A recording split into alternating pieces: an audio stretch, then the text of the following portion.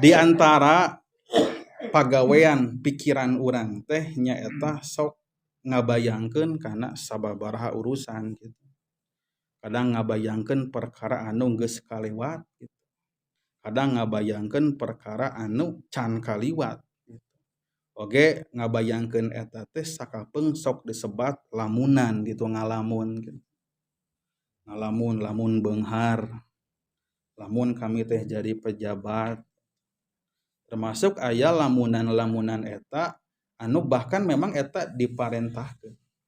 Dina istilah agama eta lamunan teh atanapi penerawangan kana hiji urusan teh hade jeung gorengna dibagi kana dua urusan, di dua kecap. Kahiji disebutna teh roja, nu kadua disebutna teh tamani gitu. Naon ari roja jeung naon ari tamani? Ari roja mah nyaeta ngarepkeun perkara anu mungkin terjadina. Contoh seperti dina bahasa urang, aduh hayang teuing pejabat teh datang ka lembur kuring, terus tingali ieu jalan sakieu barudugna sugan wae kitu jeung sugan di aromean misalkeunana kitu. Tah harapan sapertikeun kitu mah perkara anu mungkin. Namina teh taroji ceuk bahasa agama mah roja teh. Aya pangharapan-pangharapan anu teu mungkin terjadina. Lamun dina bahasa Al-Qur'an disebutna teh tamani. Tamani teh angan-angan ceuk bahasa dieuna. Jadi harapan-harapan anu kosong. Dina Al-Qur'an aya contoh diantarana upami upami tadi teh naon namina teh nyaeta harapan taroji teh perkara anu mungkin bahasa dina Al-Qur'an ngangge bahasa la'ala.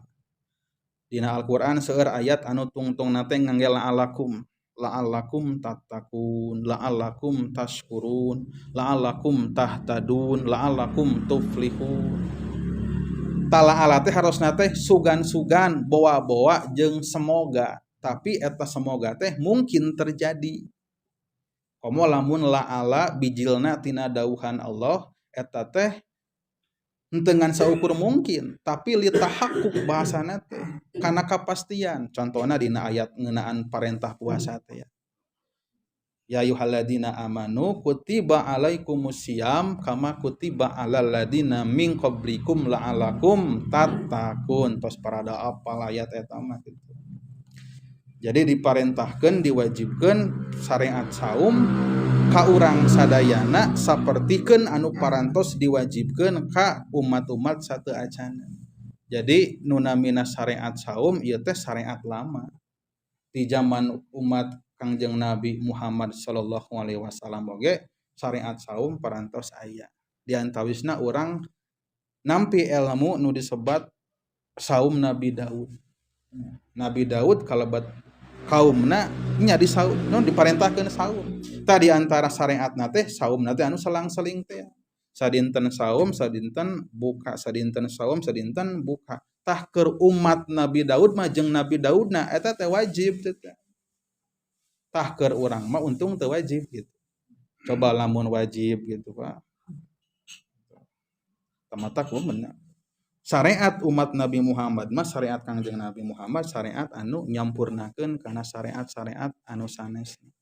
Wah deui kanu tadi la'alakum tattaqun bawa-bawa sugan-sugan tapi upami la'ala teh disandingkeunana ka Allah maka hartosna teh bakal terjadi jeung pasti terjadi nanti. Aya deui lapad laita dina Al-Qur'an ieu teh pikeun nyontoan lamunan anu teu mungkin terjadi gitu. Dina surat An-Naba ayat terakhir. Gitu. Wa yaqulul kafiru ya laitani kuntu turaba gitu. Inna angdarnakum adzaban qariba gitu. Ayat tungtung ayatna tah. Wa yaqulul kafiru ya laitani kuntu turaba engke di poe kiamah sabada dibangkitkeun. Jalma-jalma anu kafir teh bakal ngoromongna teh kieu ya laitani kuntu turaba. Duh hayang teuing kami teh jadi taneuh we gitu. Sabab ditembongkeun amal-amalanana anu ternyata amal anu cek manehanana kahadian teh teu bisa mere manfaat alias teu dianggap ku Allah Subhanahu wa taala. Maka manehanana teh ngaromong, aduh hayang teuing kami jadi taneuh. Balik deui gitu ke alam dunia jadi taneuh we kitu sakalian tong jadi jalma gitu. Maka nu kitu teh harapan-harapan anu palsu, harapan anu bohong jeung moal pernah terjadi. Hayang teuing bisa ngapung kajaba lamun naik pesawat beureunan nu ngapungna lain urang pesawatna nu ngapung gitu.